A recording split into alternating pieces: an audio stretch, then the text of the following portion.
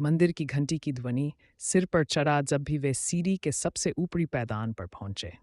आवाज़ की दिशा नहीं समझ में आ रही थी, लेकिन ये घटना उन्हें और भी ज्यादा घबरा देती है। अंधेरे से सीढ़ी के पास एक बादल जैसा आकार उठा, जिसके आंखें कमल की तरह झुलाती थीं। फिर अचानक वह भूतपूर्व मालिक के रूप में परिवर्तित हो गया। उसके चेहरे पर क्रोध और पीड़ा जमी हुई थी। उसने अपने निगाहें नीचे की ओर घुमाई और धीरे धीरे उसकी देह खुद ब खुद पलटने लगी। भय से पीड़ित तीनों दोस्त उस भूत की ओर देखते रहे, जैसे कि आप एक सपने को वापस नहीं दे सकते थे। एक गुस्से और भय से भरी आवाज में वह बोला, तुम तीनों का इस जीवन में कोई स्थान नहीं है।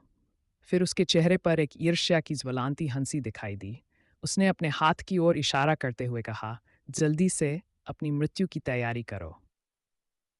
उन्होंने कहा कि वे उस घर में ऑडिशन दे रहे हैं, जिसे उन्होंने अवैध सर्दी की ओर बढ़ते हुए मौसम में हमने अपने दोस्तों के साथ एक पुराने खंडित हवेली में रात बिताने की ठानी। हवेली जगह जगह टूटी हुई और वीरान थी, लेकिन हमारा ध्यान सिर्फ आदान प्रदान की स्थिति पर था।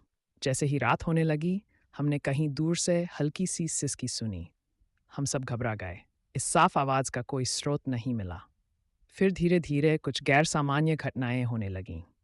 कुछ गैर जरूरी आवाजें, खिड़की के शीशे की हल्की हिलचाल और फिर कुछ अनदेखी प्राणियों की भौंचक की आवाज। हम सब डर के मारे तरस गए थे, लेकिन फिर भी हमारी जिज्ञासा हमें आगे बढ़ने की प्रेरणा देती थी। और फिर एक पल में सब कुछ रुक गया। हमने एक काली आत्मा को हमारे चारों ओर महसूस किया। वह मौन थी, लेकिन बहुत ही भयानक थी। हमारे हृदय संगीत की तरह धड़क रहे थे। और फिर कसमती सन्नाटे में वह आत्मा अकस्मात गायब हो गई। हमें स्तंभित और आतंकित छोड़ गई। उस एक छोटे बच्चे रामू की कहानी है, जो अपने जादुई कार्टून दोस्त पप्पू और हर दिन की अनोखी यात्रा पर निकलता है। पप्पू एक बड़े पेट का मनोरंजन बहुत सारी जादुई शक्तियों के साथ आता है।